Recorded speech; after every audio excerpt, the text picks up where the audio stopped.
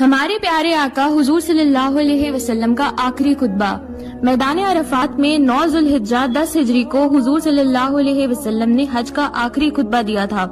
غور سے سنیے، سوچیں کتنا اہم پیغام دیا تھا۔ اس میں ہماری پوری زندگی کے لیے ہدایت کی راہ ہے۔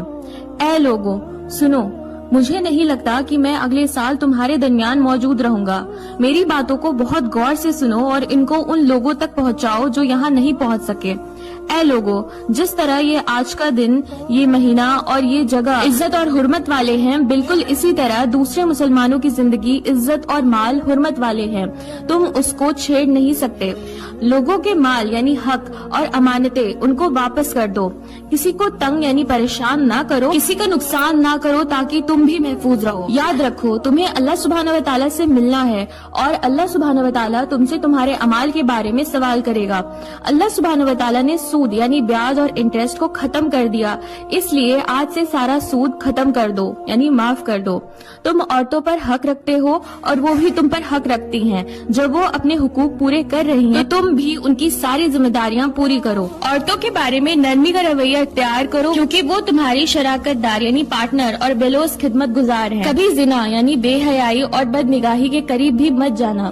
لوگوں میری بات غور سے سنو، صرف اللہ کی عبادت کرو، 5 فرض نماز پوری کرو، رمضان کے روزے رکھو، زکوٰۃ ادا کرتے رہو، اگر استطاعت ہو تو حج کرو۔ ہر مسلمان دوسرے مسلمان کا بھائی ہے، تم سب اللہ کی نظر میں برابر ہو۔ برتری صرف تقوی، گناہوں سے پرہیزگاری کی وجہ سے ہے۔ یاد رکھو تم سب کو ایک دن اللہ سبحانہ و تعالیٰ کے سامنے اپنے اعمال کے جواب دہی کے لیے حاضر ہونا ہے۔ خبردار رہو، میرے بعد گمراہ نہ ہو جانا۔ میں تمہارے لیے 2 چیز چھوڑ کر جا رہا ہوں، قرآن اور میری سنت۔ اگر تم نے ان کی پیروی یعنی ان پر عمل کیا تو کبھی گمراہ نہیں ہوگے۔